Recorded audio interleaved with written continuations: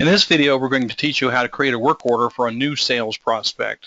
In the previous work orders, we actually included and put in a sales prospect named Donald Duck. And so this is the first method by which we can do that. This is not the preferred method, but it certainly will work. If you go to work orders over here on the left-hand side and you click the create button, it gives you the option to produce a variety of different kinds of work orders. In this case, we're trying to create a new installation work order for our new customer called Donald Duck. So I'm going to go ahead and click on Donald Duck. And at that point, what it asked me for is what's the sales contact? Well, I can type in Donald or I can type in Duck. It's going to locate Mr. Duck in any manner that it can. So if I go ahead and click Mr. Duck, I'm going to go ahead and create the work order for Mr. Duck. What it'll do is it'll take all of the contact information that it gets from the sales contact form, and it will fill in as much of that as is possible. So under billing, it gives you, and notice that it does not fill anything in under billing, but there is a little blue button right down here called copy contact. And if the billing address and the billing information is the same for Mr. Duck, then you can go ahead and just click the copy contact, or you can click copy contact and change it, put in a P.O. box at a different location. So it might be 76143 or something of that form. And then down here also, if he has a different billing email address, you can change that if you choose to at this point. The program provides you the opportunity. This program can handle multiple companies all at the same time. So we're going to go ahead and just pick one of these two companies. We'll just make it Demco for now, and then we can identify and pick the tax group for this particular customer. This tax group is not the sales tax for internet service. This tax that we're selecting at this location is for the purchase of other hard goods, such as a wireless router or some sort of device that you have to charge money for and collect sales tax on. So we'll go ahead and collect that, identify that as sales tax, and then we can identify whether or not the customer is tax exempt. And if he is, I can click the button that shows that it's tax exempted. If it's not, I'll just leave it blank.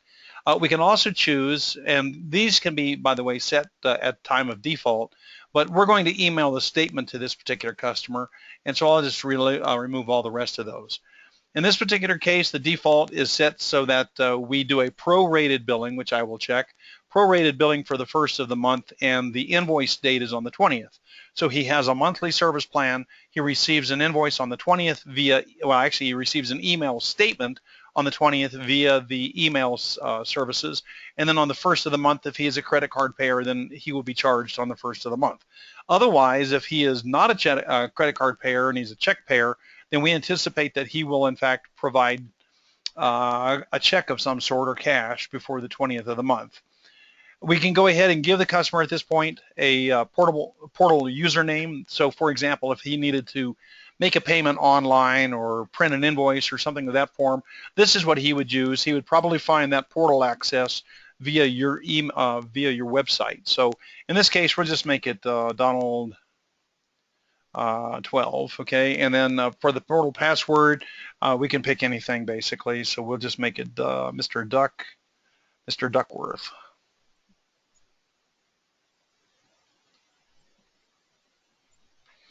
And then last but not least, at this point, you can select some method of payment. So for example, if he's going to be a credit card payer, there's no reason not to go ahead and collect the number at this point. If the number is not good, then it will identify that credit card number is not valid. Credit card numbers and agencies have means of identifying whether or not a credit card number, the full 16 numbers in a MasterCard or a Visa, are in fact correct, and we employ those algorithms to make sure that with the card number that you're putting in is not considered to be an invalid card. So I'm not going to choose credit card in this case. I don't want to put a credit card in there, but you can put in an expiration date, and so the expiration date goes in as some month, and then you can select a year based on something either in the list, or you can create something of your own. And last but not least, if you've got a security code, go ahead and stick that in there if you choose to. And okay, so that is the billing section, and then of course there is a plan section. While you're creating the work order, you might as well go ahead and select the plan for the customer. It's a perfect opportunity to tell the customer what kind of plans are available in his market.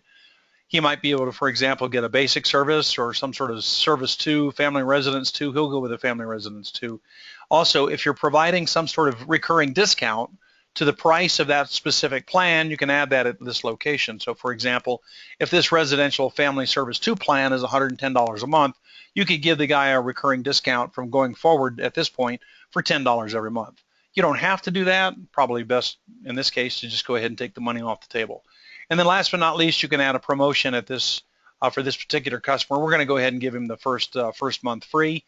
And if you have additional plans, you can click on additional plans and it'll open up a little window and you can select one of the items out of the additional plans list and add that to the work order.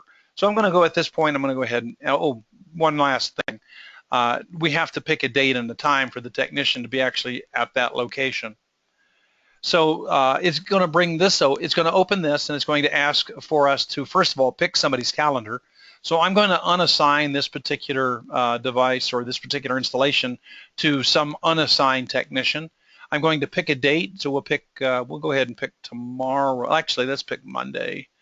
Monday is always a good choice. Up too far. And if I want to go to Monday, then I can just put it in here. So actually, let's go to Monday. Today's date is the 12th, so the 16th is Monday. And we need to pick a time, so we'll probably pick like 8 o'clock in the morning. So put 8 a.m. on the time. And then you're going to have to select a finish time so that we block off a certain amount of time. So it's going to be November 16th, and we'll probably be done in an hour and a half or so. So we'll just go ahead and make it 10 o'clock.